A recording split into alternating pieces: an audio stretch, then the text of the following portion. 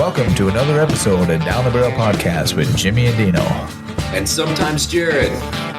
Down the Barrel Podcast is brought to you by the Minnesota Deer Hunters Association and wolf.report. Wolf.report, a platform dedicated to elevating the voices of Minnesota hunters, trappers, and outdoor enthusiasts. Join us in advocating for responsible wolf management in Minnesota. Share your reports, photos, and stories, and together we will ensure that they are seen by all. The Minnesota Deer Hunters Association, protecting the future of deer and deer hunting through habitat, education, advocacy, and legislation. Today we're going to talk about legislative bills that MDHA is opposing or supporting.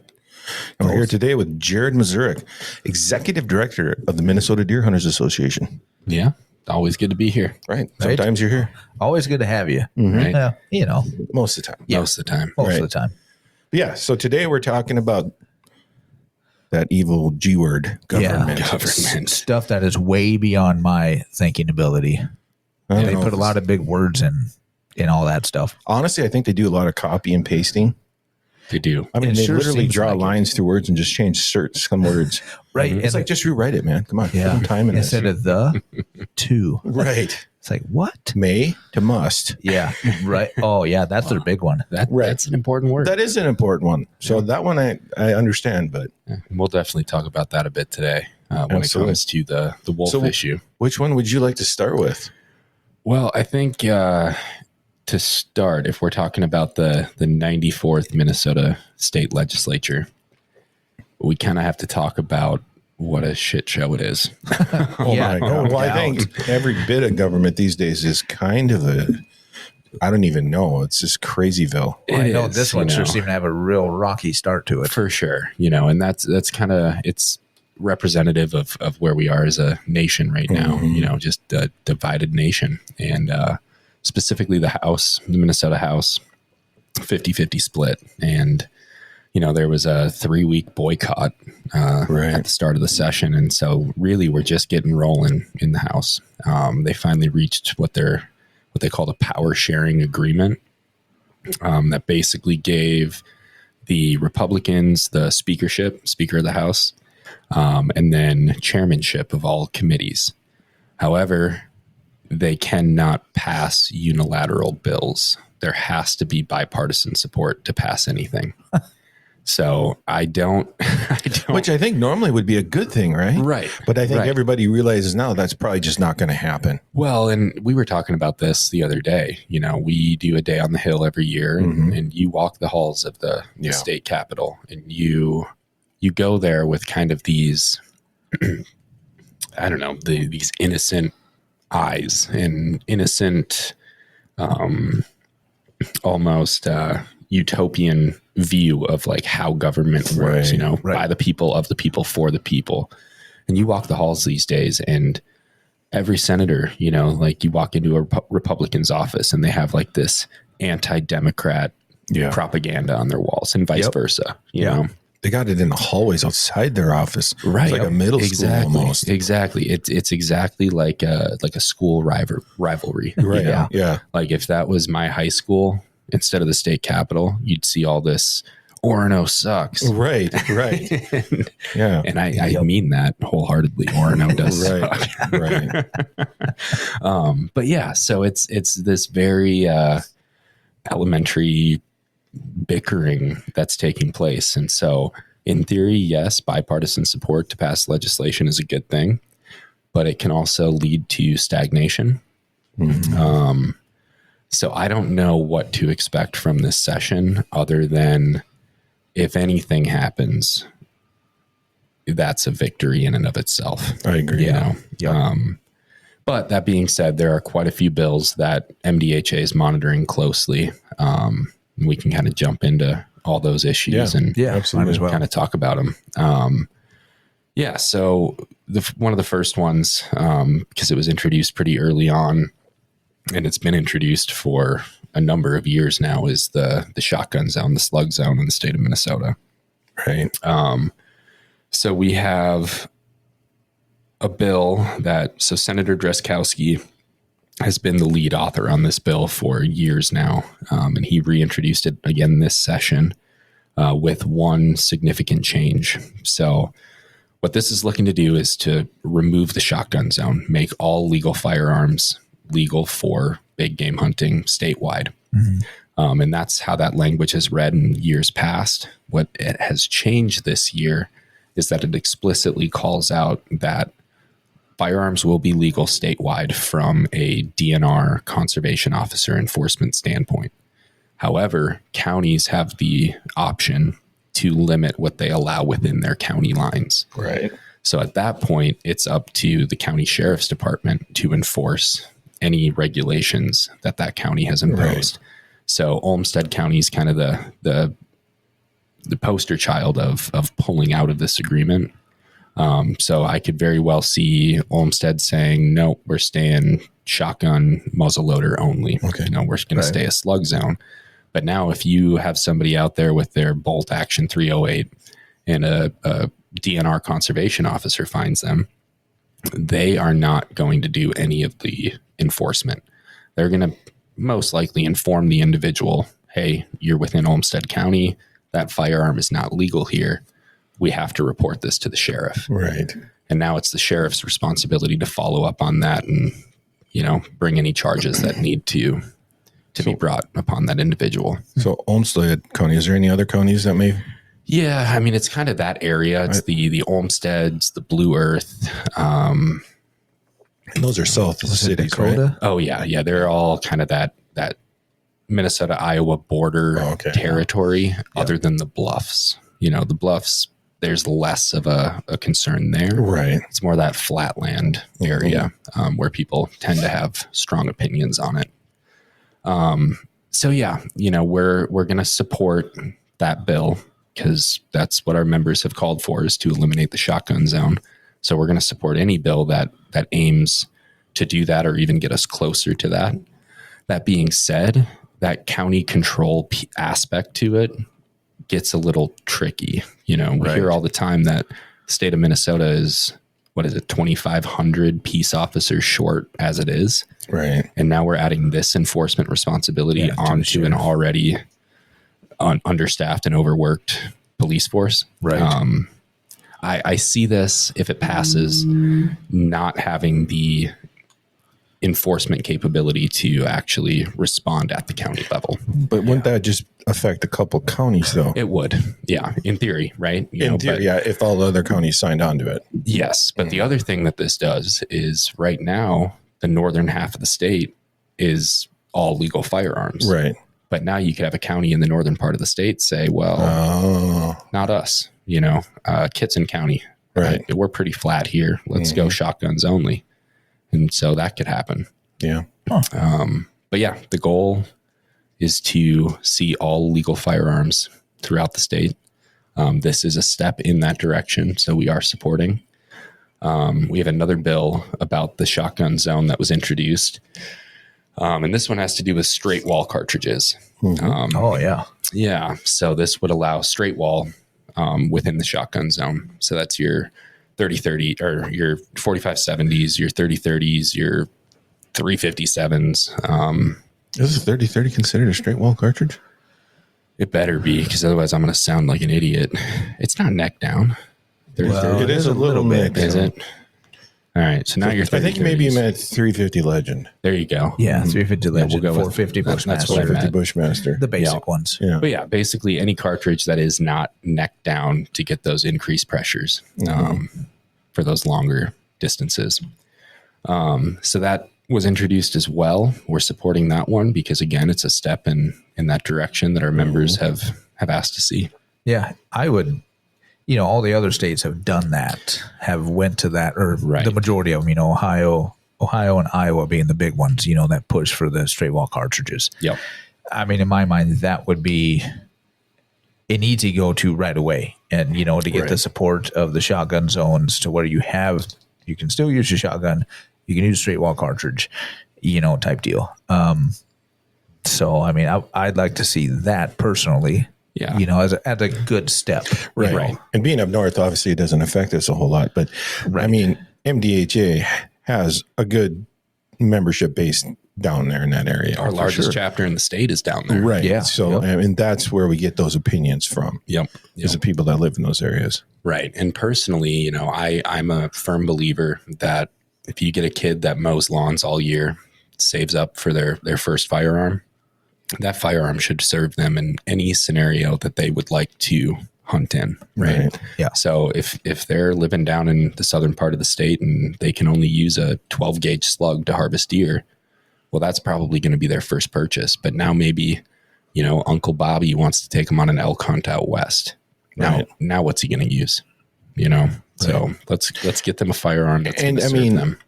You can use a rifle down there to kill coyotes, right? You can use anything down there to kill coyotes. So, people are using deer. them. Yeah. Right. And they're probably using them at night. Right. I mean, so it's already happening. Yeah. It is. So, yeah. And, we hear it all the time that it's a safety issue. It was never a safety issue. It was a deer harvest issue. They wanted to limit the amount of deer harvested in that area. Well, that's the part of the state that we need more deer to be harvested at this point, especially with the reaching that tipping point of CWD down in the southeastern part of the state. Exactly. So, yep. So we're supporting those. Hopeful that at least one of them will make some progress this year. They're both in committee right now. So we'll see. Yeah. Well, those of our Southern members who support that, make sure you are heard loud and clear, especially if we have any kind of Day at the Capitol events this year. That's right. Yeah. Yeah. Another issue that we're monitoring closely is crossbows. Right. So our members narrowly voted to approve crossbow use during the regular archery season for all ages. Right. So that's what we're advocating for. The original legislation that passed 2 years ago is set to sunset in June of this year. Mm-hmm. So there's a bill that was introduced that would remove that sunset clause, basically making it permanent. Mm-hmm. It does have bipartisan support. I fully expect that to pass. Right, which means it'll stay the way it is now. It will stay the way it is right now. Crossbows will be here to stay for archery seasons. Yep. Yeah. So I think that's inevitable. But we'll see. Yeah. Anything is possible. Yeah. It's hard to say. I mean, I haven't heard a lot other than some whispers that, like you said, it seems like it's going to stay, but it'd be nice if maybe they would put a little thought into it and come up with a way to track that a little better if they did leave it the way it is. Right. Yeah. Well, and hopefully once it, sunsets, then the DNR will take, in the initiative to track it a little bit better and whatnot. Right. Because I think data will help. Oh, for sure. Answer a lot of questions for people that oppose it. Right. It will. Mm-hmm. Well, and it really, as it stands right now, it relies on self-reporting. When you register your harvest, you have to say your method of take. You have to say, male, female, fawn, adult, all of that info. And there's no reason to lie on that. That's not public information. Right. I cannot look up and say, wow, Jimmy, I see you shot a 6-month-old doe last year, with your crossbow. Mm-hmm. That's not public information. So reporting accurately and honestly is it's really just there to help with deer management and help with harvest data so that we can make these informed decisions. Right. Yeah. And I think that's what it should be, is an informed decision. Right. Not based off your gut or how you feel personally. Right. Yeah. Yeah. We can go into a long but we won't about that, but we're not going to this time. Yeah.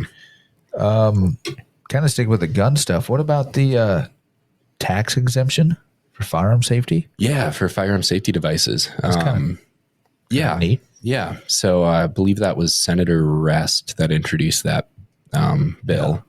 And basically that removes sales tax from all firearm safety and firearm storage devices. So your trigger locks, your gun safes, it would remove sales tax from those items.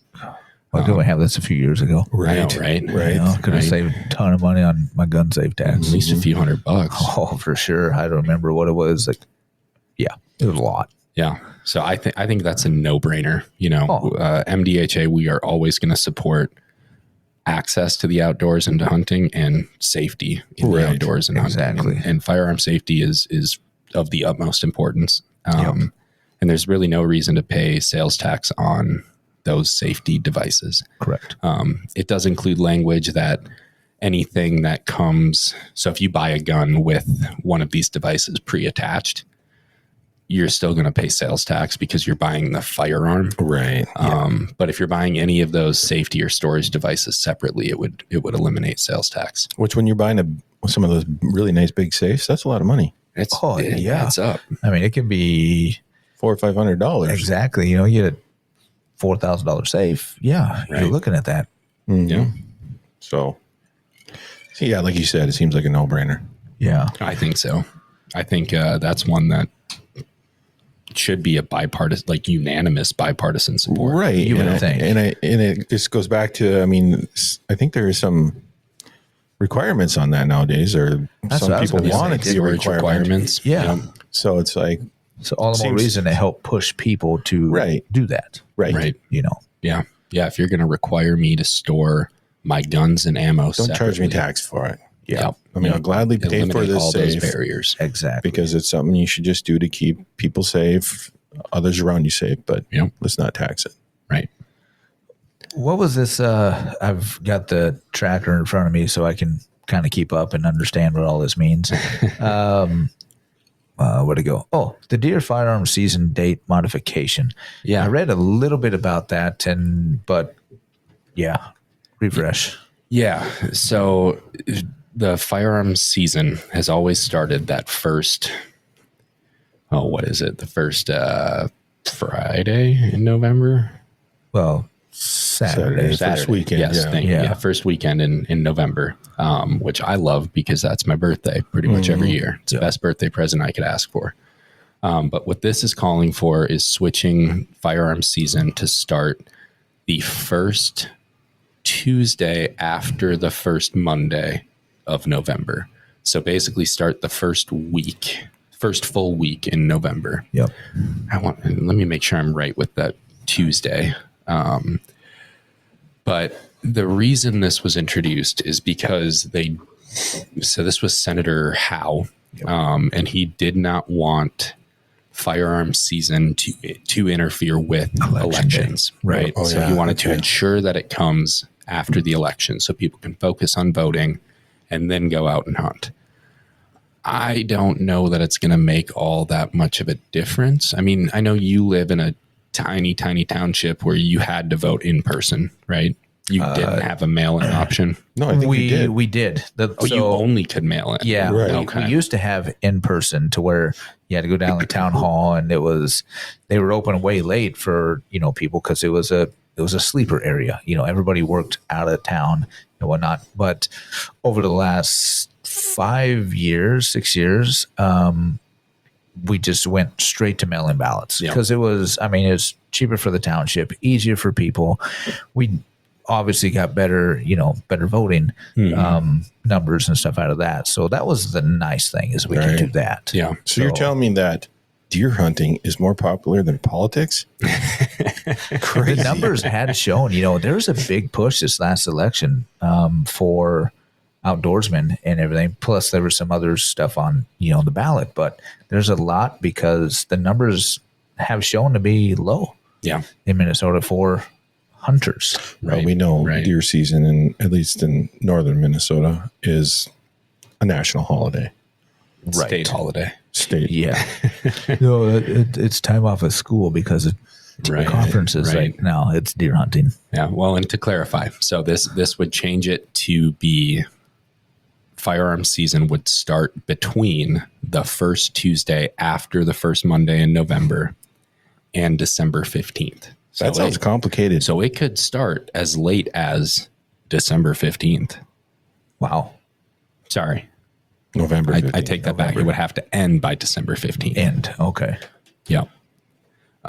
So could that shorten the season? Theoretically, it could. Mm-hmm. It really limits it, and it changes when it starts by potentially a significant amount of time. Wow. That could be a hang up for that one. It could. Well, I don't know that it's going to go very far. Yeah. I know a lot of, you hear the scuttle about moving deer season away from peak of the rut. Rifle season, I should say, not deer season, rifle season. Because other states are Firearm season. Yeah, other states are prior or after. Yep. I know in southern Kansas, rifle season is December, but then again, rut's later down there. Right. So. Yeah, I mean, hunting elk out in Colorado for the last 13, 14 years, the rut is archery, Right. And it kind of makes sense to have to call in an animal during archery when you need it at those close quarters. Yeah. But then as a firearms hunter out there, hunting a third rifle when these elk are off in their bachelor pairs and they're quiet as can be, makes it pretty difficult to find them. But that adds to the challenge. It makes it exactly almost just as challenging with your rifle as with your bow. Well, and it should be because you can shoot that much further. I mean, you're shooting across valleys, and whatnot. So makes sense. Yeah.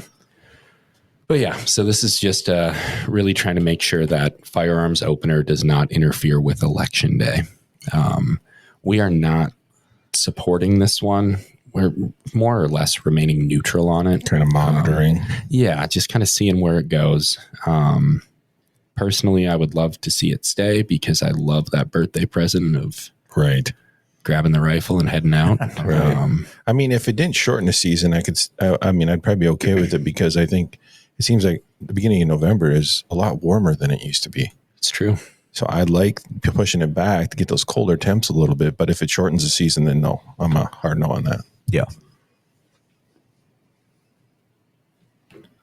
Yeah. So there's quite a bit. Yeah. What else do we got? You guys want to talk wolves? Yeah. Might as well talk let's look at that one. All right. Is there any wolf bills this year? Oh, always. We got a couple of them. And really they're all identical. Well, not all of them. All of the pro wolf hunting bills pretty much the same. Pretty much identical.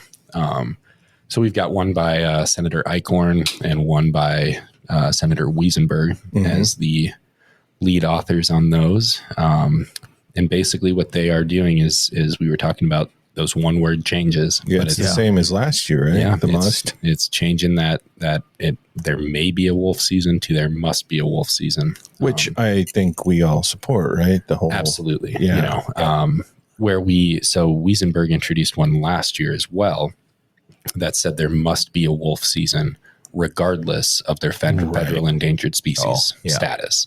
This year he came back to reality a little bit. He revised that language, and so now it states that there must be a wolf season unless the wolf is listed under the Endangered Species Act, which that's what we've been advocating for since 1980. Right. So yeah, that's a no-brainer. We are supporting those, encouraging all of our legislators to support those. Right. And then at the federal level, we have a bill, the Livestock and Pet Protection Act that was introduced. People are talking about this like it's this brand new thing. It's been around for they just changed the name, right? years. They changed the name. It was formerly known as the Trust the Science Act. Same authors. It's now the Pet and Livestock Protection Act. So we are 100% in support of that. We are encouraging our federal politicians to support that as well. And I think with our current administration, within the Oval Office, there's a decent chance that could go somewhere. Right. So we're hopeful that we will have a wolf season in the state of Minnesota. We have the wolf plan in place. It's far from perfect, but having that plan in place allows us to have a season sooner. Right.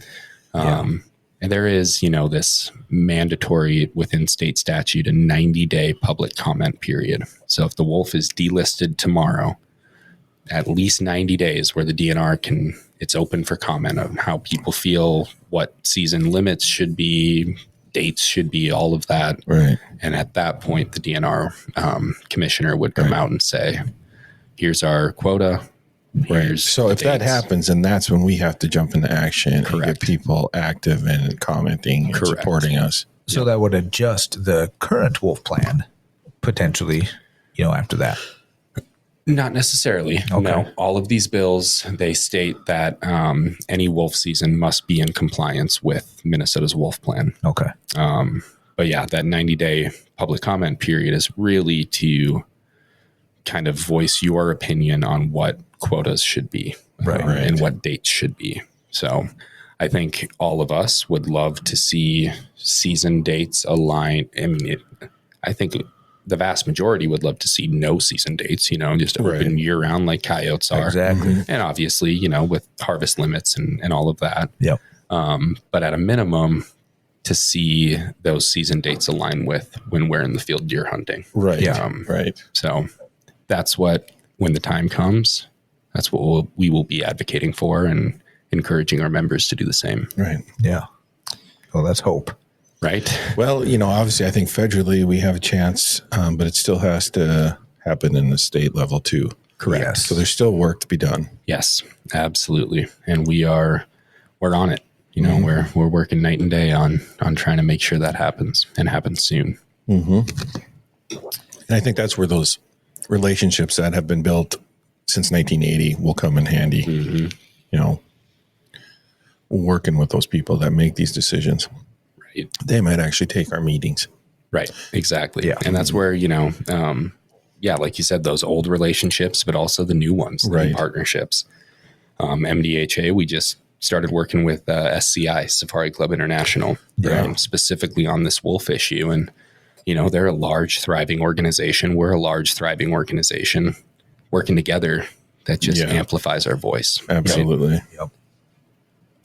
Yeah, I'm really looking forward to that because they're all on board with, the whole getting the wolf management to happen in Minnesota. Yeah. They're a good crew. Mm-hmm. So outside of wolves, what do we have? I was just kind of looking at this one. I don't know, drones. I see that there's a bill for that. Oh, is that the one where they're Use of drones to locate, recover deceased big game. Right. This is the one where you can fly a drone with a 50 BMG mounted on it and actually hunt from your couch?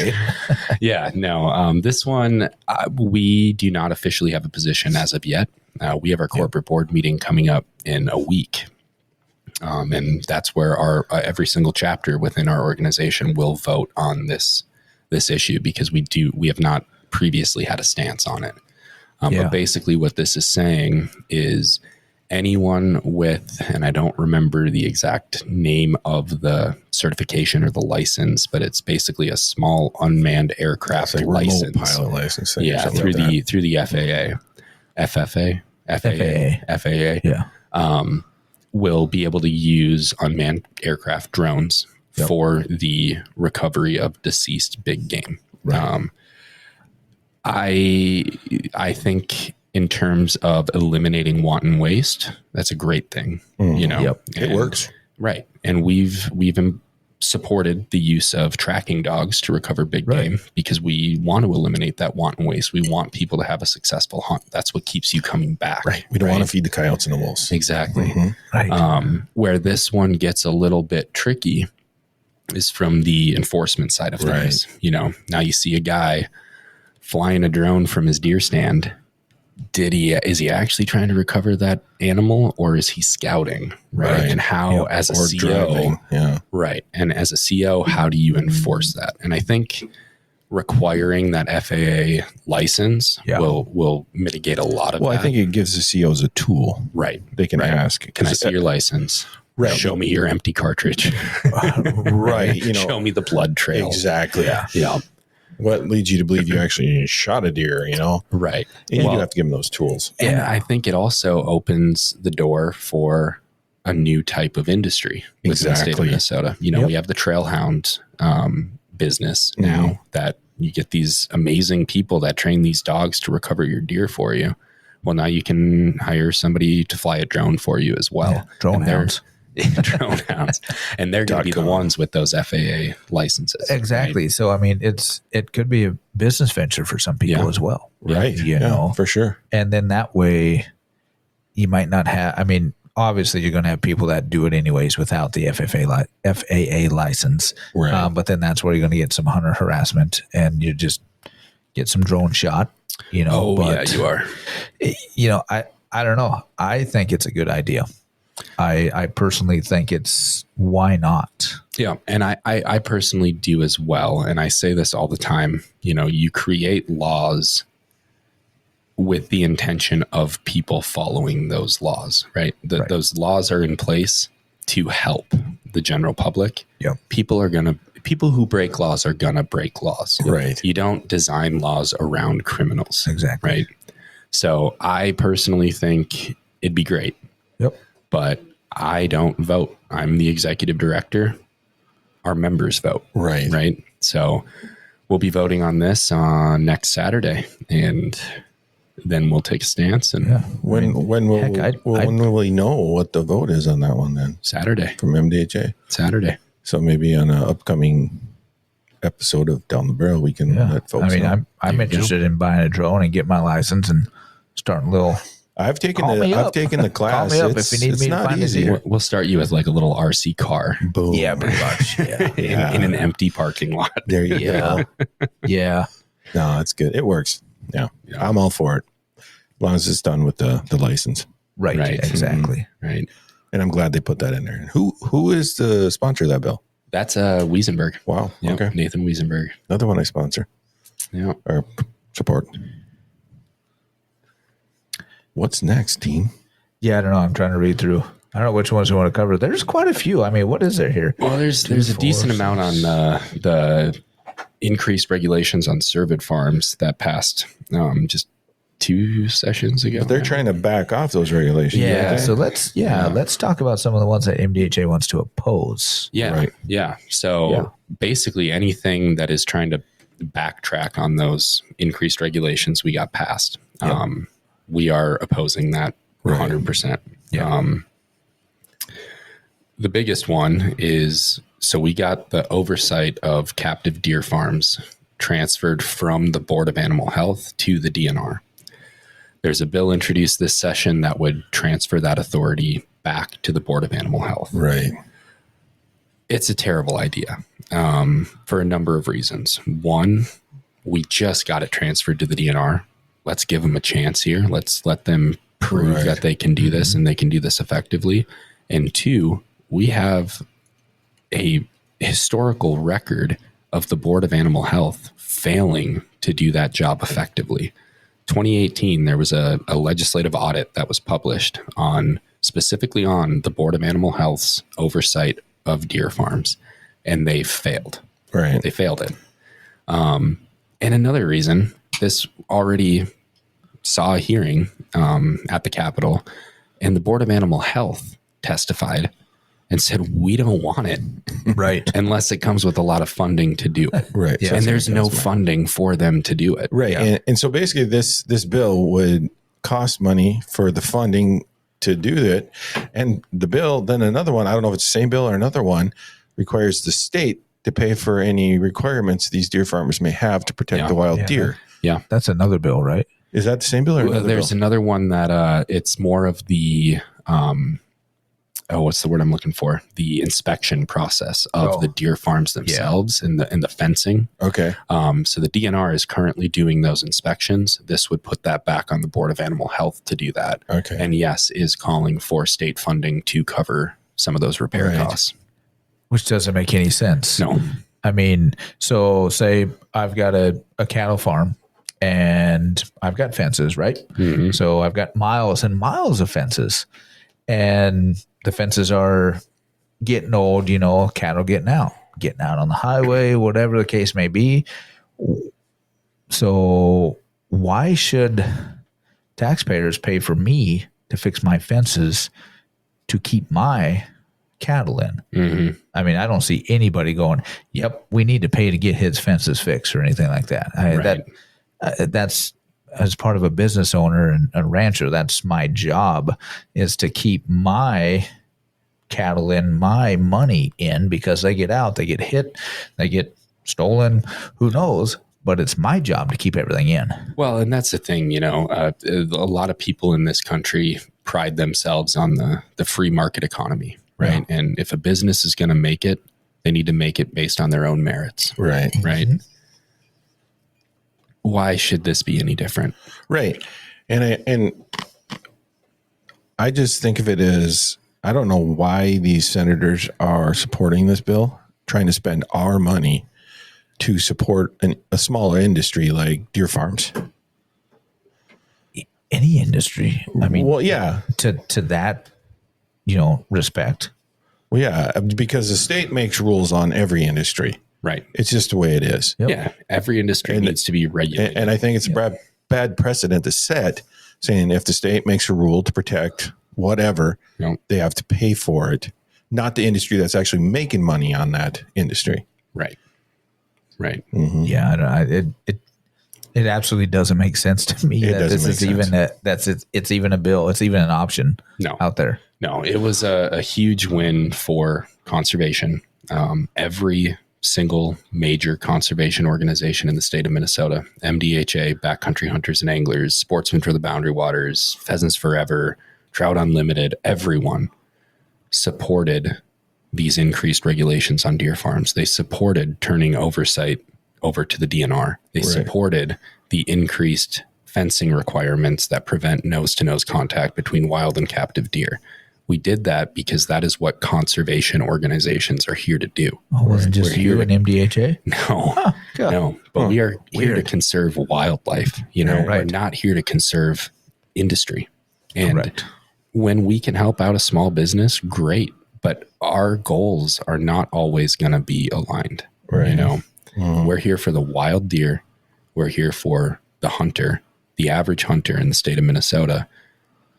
If the decisions we need to do to support that mission don't align with your small business, I'm sorry, but that's the way it falls, like that's just the way the world turns. Right. Move on. Yeah. You wouldn't be able to do anything if you were trying not to, offend somebody. Right.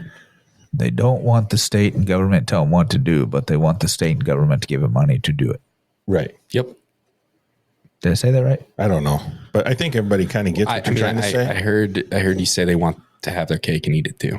Boom. Yeah. Right. Stay out of my business, but pay for it if I don't like it. Stay out of my business, but help me run my business. Yeah. Come on, Daddy. Give me some money. Yeah, pretty much. Yeah. So what's the other bills we got? Anything else? Yeah, there's more with the deer farms, removing that double fencing requirement, that prevention of nose-to-nose contact. Again, we're not going to support that. That was the staple of that coalition that we built of all the conservation organizations, is we need to prevent nose-to-nose contact. We want to see double fencing. I personally feel they've already rolled that back too much with what that fencing requirement looks like. So there's absolutely no reason that MDHA would support eliminating that clause, right? Or any other conservation organization for that matter. Yeah. So remind me, what purpose do deer farms serve? I'm ignorant on that. Yeah. I mean, I don't think that type of farm feeds anybody in particular. Depends what they do. I mean, obviously, we've talked about, and there's deer farms that for urine sales, for scent, stuff like that. Right. Yep. Then there's deer farms for big game hunting. Yep. And then there's deer farm. Yeah, I don't know of any deer farm for meat. I mean, obviously you can't go down to the market. Obviously it's more of a private thing. Right. They could serve any number of purposes. Right. Right. But it's mostly what you just alluded to, Dean. Some are in it for for private gain. Right. Right. And some are in it for the urine and the semen sales. Right.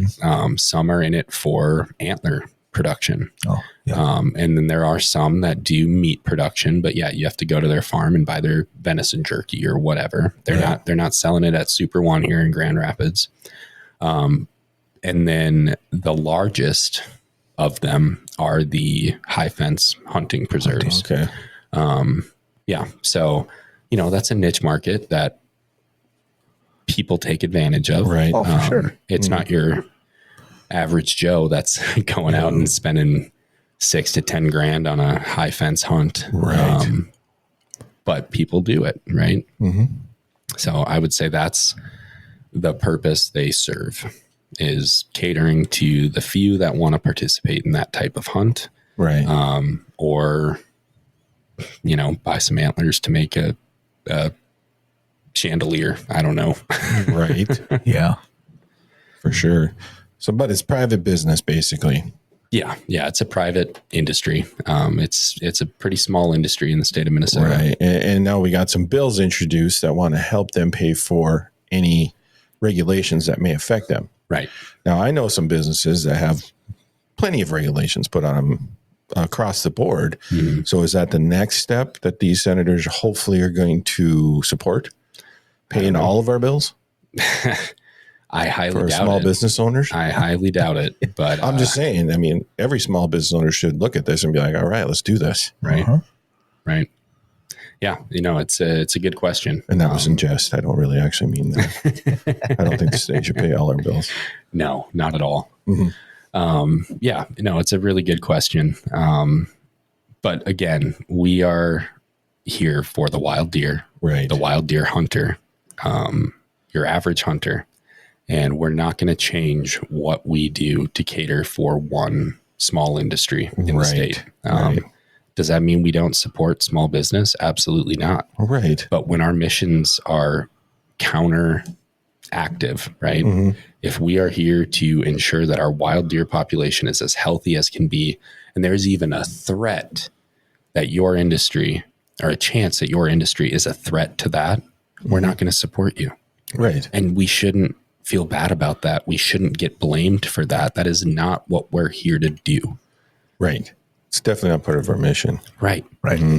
Like if, you know, somebody has a small business in Minneapolis that wants to eliminate hunting in the state of Minnesota, do I need to feel bad that I'm supporting hunting in the state of Minnesota? Right. And that's counter to that one small business? No. Right. We're here to serve our mission, and that's wild deer. Right.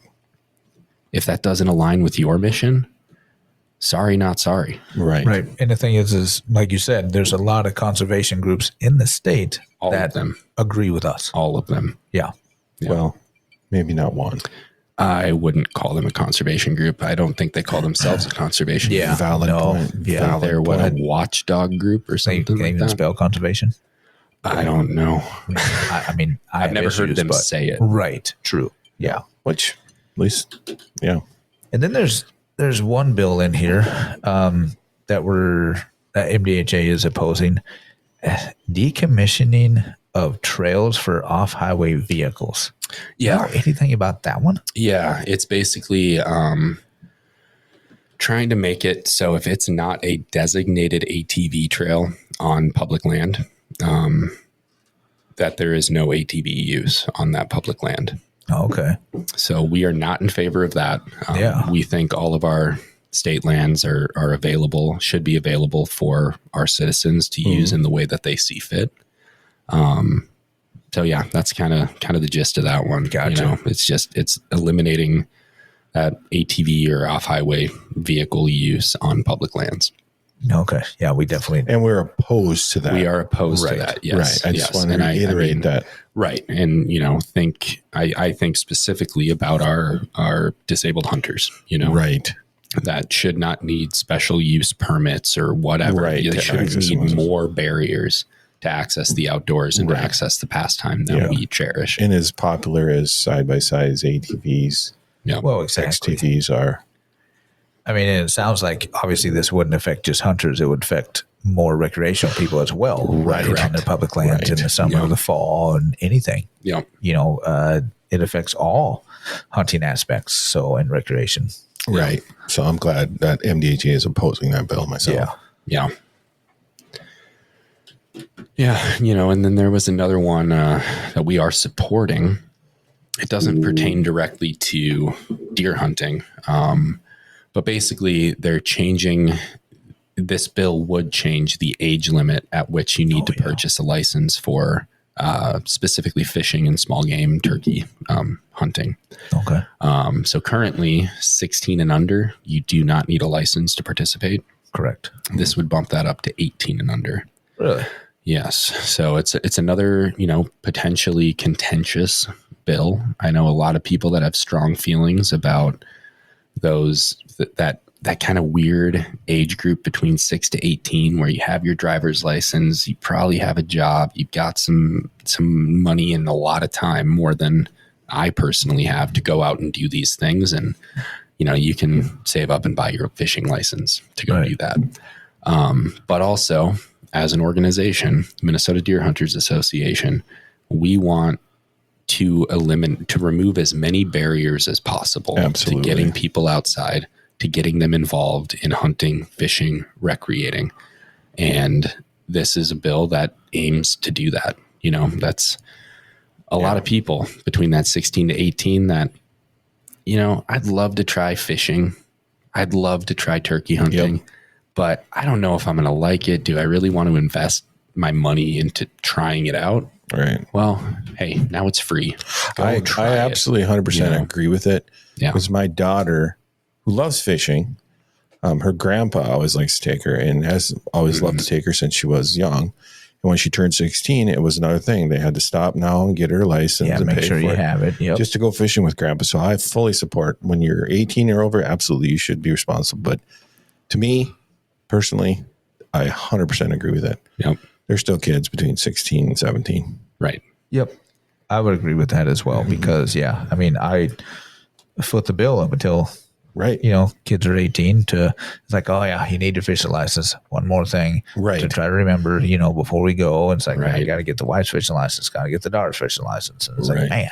It is a drain on families. Yeah. It should be 18. Yeah. You're responsible. You're a legal adult. You're responsible. Go buy your own license. Yep.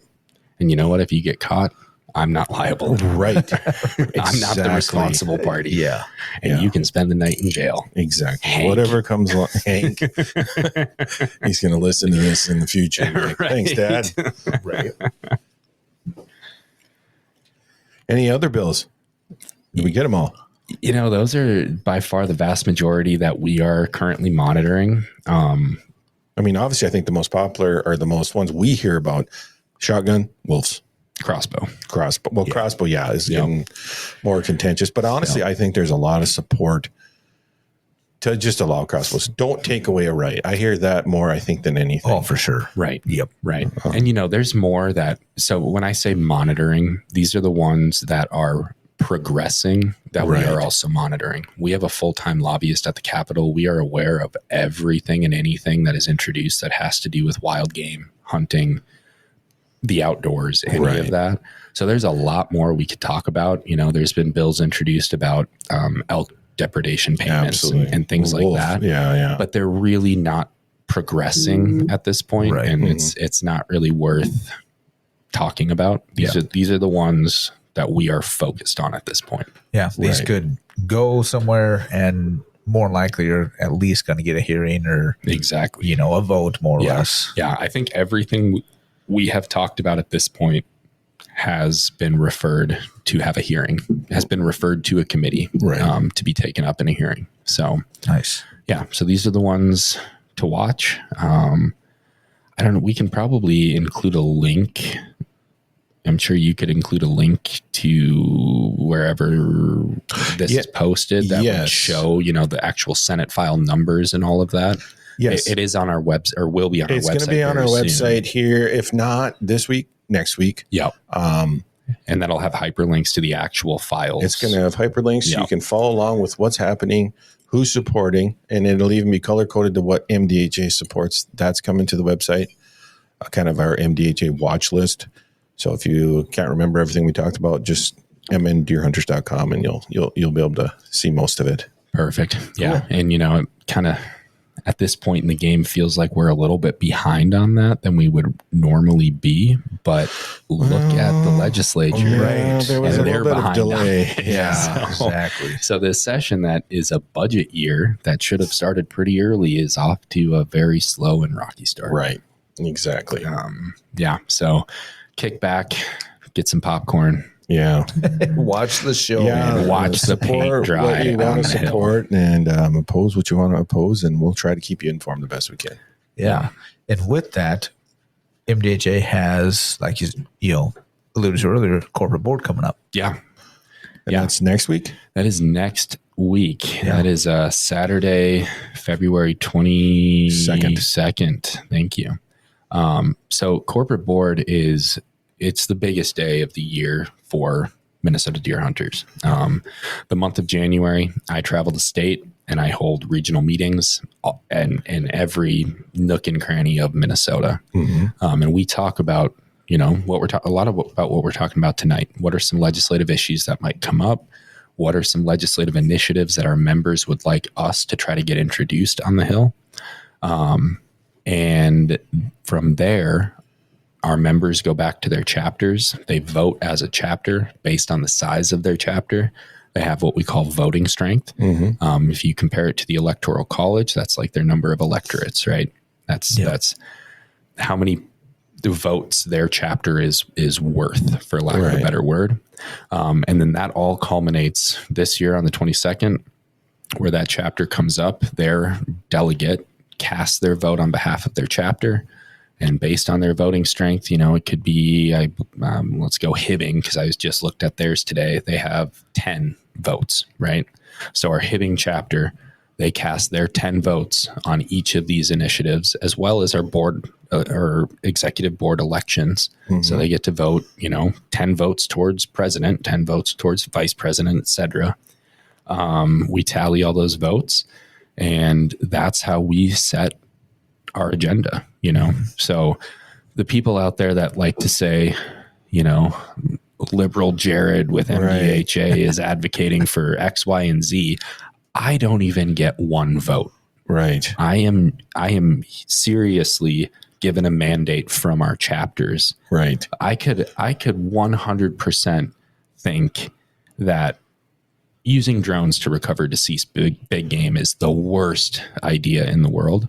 But if our chapters say it's the best idea in the world, guess where I'm going to be come Monday? Right. At the Capitol saying we need to allow drones to recover big game, because I'm not some radicalized, environmentalist person here, advocating for my personal beliefs. Right. I'm here representing the desires of our 20,000 members around the state. Right. So I wish more people would realize that. But yeah, that all happens Saturday, the 22nd. It's a fun, long weekend. We have an executive board meeting all day Friday, little social Friday night. That's usually a lot of fun, catching up with people from around the state. And then all day Saturday is corporate board, and we're voting on some pretty serious issues that would impact every hunter and conservationist in the state. And then it all culminates Saturday night with our annual state habitat banquet, where we raise money for habitat projects around the state. Right. Yeah. That's pretty cool. Yeah, it's a good time. Yeah. It's a great process. It is. Is it perfect? No, but it's modeled after our federal government. So if you don't like it, leave it. Right. Pretty much. Yeah, exactly. But the important thing is also you go around the state in January and have 12 meetings, 13 meetings, throughout the whole state. Yeah. Yeah. It's crazy. Talk about a vast majority of these topics. Yeah, exactly. And then, end of January, I crawl down my driveway and I reintroduce myself to my kids. Right. I kick what's his name out of my bed and say I'm home. Take my wife back. Right. Daddy's home. I'm back from the wolf meetings. Oh man. Yeah. No, but no, it's a lot of fun. I truly do enjoy the month of January and going around, because every part of this state is different. Just last year, this year the schedule worked out a little better, but last year I remember I was in Thief River Falls on a Monday night. In the Thief River Falls bunch, they keep you up pretty late. Yeah.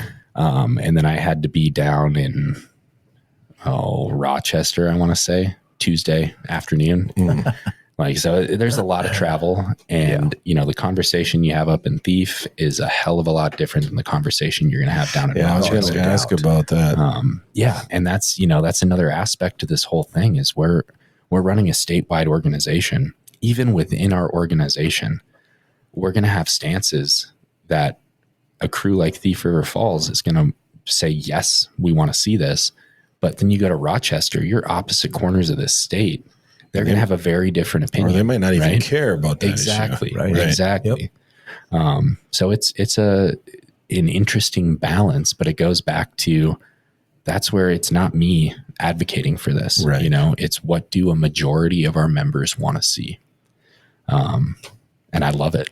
I mean, you don't just run down to the Capitol and voice your own opinion, anything like that. I have never once in my life done that. I'll be damned. Really? Right. Even though you wrote the Wolf Plan? Yeah. I mean, didn't we talk about this already? Oh, I'm sure we probably that Wolf Plan was published in November, and I started in January of the next year. no, I swear it says on top of it, Jared's Wolf Plan. That's been a different Actually, I haven't been able to find that copy yet. I've been looking for that copy everywhere, but I can't find it. It's weird. No, it's just the official Jared's Wolf Plan is just a picture of me on the cover. It's like my face with a wolf body. Right. Yeah. Yeah, in somebody's library. I don't know, some weird library. I guess. Right. I don't know. Well, there's a lot of things going on. Yeah. What with are we MDHA doing this time. week yet? This week, we will all be at Duluth Sport Show. Yeah. The Deer and Turkey Classic part of it. Yeah. Duluth, yeah. So Swing by, say hi. yeah, it's a great show. A lot of stuff to see. The cool thing is that the show is so big that if you don't see it all the first day, you can come back the second day for free. Wow, I didn't know that. Yeah, they've been advertising all week. That's I guess I I'm missed just those. using theirs. Great Yeah, deal. and there is a lot of stuff to see. I mean, it goes from you can bring the mom. Minnesota official measures will be there to measure your mounts and Right, stuff like that. So that's one aspect of it. I do know there's a few gun sales and stuff that are there, conservation groups, obviously MDHA us will be there, DUPF Trappers there, organization will be Trappers, there. the Trappers, that is a really cool booth. Yep. So we've got that, and then it goes all the way down to fishing guides, to boats, campers. I do know our buddies from Freshwater Outboard, they'll be there. So that's kind of cool. Yeah. And it's just a really nice show. Well, and there's really good, seminars and there is demonstrations, and they're not having the water skiing squirrel this year. They've got some like acrobatic archer shooter. Yeah, that's shoots kinda like cool. upside down with their feet or something. Yeah. And then they do have the trout pond. Yep. I believe that'll be there. Wheezy Outdoors, they'll be there doing some seminars. So it's always good to say hi to those two. Yeah. So we'll be there. It's a really good All time. weekend. Yeah, it'll be fun. Come on down, sign up for MDHA membership, and we got all kinds of good free gifts. Yeah, we do. Yeah, what are we giving away? Well, we got domain seed, a couple different ones. So if you sign up for Food plot membership, seed. you can choose. I think it's Big Sexy and Big Sexy and Comeback Kid. Comeback Kid, I think. Yeah. Yep. Or we have a nice hunting knife, the gut hook. You can choose that, or a free Onyx Elite membership. Yeah, for a There you year. go. Yeah. And all you got to do is sign up for a membership, and you get your pick. Yeah, your pick. Yeah. Yep. And then on top of that, we have our Chevy raffle tickets. Yep. And if you sign up at the show with your Chevy raffle ticket, you get put in for a drawing for a Maluna 22 quart cooler. Yeah. Made in Baxter, Minnesota. Right. Yeah. So, Veteran owned. yes. So Yeah. that's cool. I love my Maluna cooler. Oh, it's the best. They're a great Thing cooler. lives in my boat in the Right. summer and on my ATV in the winter. Yeah. So we've got that. We do have education raffle tickets as well. Yeah. Giving away a bunch of guns. Yeah. So that's always a plus. So yeah, a lot of cool things. Stop by the booth. And Oh, yes. Polaris sweepstakes. Oh, that's a good thing you said something. Right. Yeah. Hunting That's and what I'm here hauling. for. Hunting in Holland. That's what I'm Yeah. sometimes here for. Sometimes, yeah. Yeah, so the Hunting and Holland sweepstakes, scan the QR code. We've got some information on that. Yeah, you can win a Polaris side-by-side outfitted by Colpin, and it comes with a Flow aluminum Cargo Max trailer. Yes. And a Husqvarna Husqvarna electric There you go. chainsaw, Yep. just for kickers. Always forget about It that came chainsaw. with the chainsaw mount. We figured why not throw Why in a not? chainsaw? Throw, and why not go with Husqvarna? I mean, Well, I know yeah. there's a lot of steel guys out there, but whatever. If you're a steel guy, Too bad. Cancel your membership. We don't want you. I'm just kidding. I was going to say that. Well, I got to cancel my Them are membership. fighting words, man. Right. Yeah, I looked right in Dean's eyes when I said that. I don't have anything electric yet. Well, it doesn't have to be electric. No, You just can't True. say steel. Okay. All right. I got you. So come visit the booth. There's a chance you could walk away winning something. Because I think everything that we're giving away is going to be given away in the next few months. That's right. I think the latest one is the side-by-side. Education. Education. Yes. No, that I one's believe in it. June. Okay, so we're giving away the side-by-side. We're giving away a cooler. We're giving away a Chevy pickup truck. Yeah. And we're And a giving bunch away of guns. like 30 35 guns. prizes on Yeah, that. 35 prizes, so, I something mean, like that. Yeah. Come down, sign up. I mean, And say hi to us. and say hi. Say, hey, what's up? Yeah, Yeah. check us out. You know, Ask me what I really Take think us out about to dinner. anything. Right. Take us out to dinner. Right. I mean, we'll sign foreheads. We will. That's right. Yes. DTB. Just remember, we're also down the barrel. Right. We'll be there kissing hands and shaking babies. That's right. All weekend long. Yeah. So come on down, sign up for a membership. You're bound to win something. Exactly. And if nothing else, you get something for free. Right. I'll Absolutely. When you come I'll down give and you a sign up. brochure. Yeah. Even if you don't sign up, we'll give you something. Right. Might even give you a Koozie. magazine. Oh, there you go. Come Koozies. by and grab a koozie. Right. Everybody can use koozie. Wow, supplies last. While Well, supplies supplies last. last. And they're blaze orange. You won't lose them in the snow. Exactly. Mhm. Nope. That's awesome. Yeah. Yeah. We'll be there. Absolutely. Come say hi. Please. And feel free to ask us about anything we talked about tonight or any other bills. We'll give you our opinion Right. and we'd love to talk to you. Yeah. And I think, do they sell drinks there? Oh, They do. So you can buy us a drink too. We'll drink it after the show. Right. I didn't say alcohol. God, you guys. I like Mountain Dew. Oh, there you go. Yeah, that is true. Jeez. Can't I take you tell guys ya. anywhere. Nope, you can't. You cannot. All right. So I think that's it for this show. Yeah. Until next time, Right. we'll come up with something. Oh, we got a couple guests lined up. We do. We just got to square away the details. We do. We got SEI coming up. Maybe. Hopefully wildlife research. Right. Yeah. So Seems we like got. there's somebody else. Ooh, Don't- maybe some outdoor news. Yes. Yeah. But yeah. I don't know. We're working on it. Hey, you want to be a guest and come on DTB? Right. Shoot us an email. Shoot us a text. Yeah. We'll make fun of you. Right? I mean, talk to you. Maybe you got something cool to talk about. Right. We'll talk about it. You can learn us. Yeah. Right. Bring Jim a Mountain Dew. Bring me a cold Mountain Dew in a can, preferably. Yeah, he does prefer cans. Right. Yeah. All right. Cool. I think I will that see you covers guys it at the Duluth Sport Show. this weekend. The Minnesota Deer Hunters Association has been building our hunting and conservation legacy over the past 40 plus years through habitat, education, advocacy, and legislation in Minnesota for Minnesota. The Minnesota Deer Hunters Association and Wolf Report proudly sponsor this podcast. However, please note that the opinions, topics, and guests featured may not necessarily align with the views, beliefs, goals, or missions of our sponsors. The views expressed by Jimmy and Dino and podcast guests are solely their own and do not represent the Minnesota Deer Hunters Association and Wolf Report.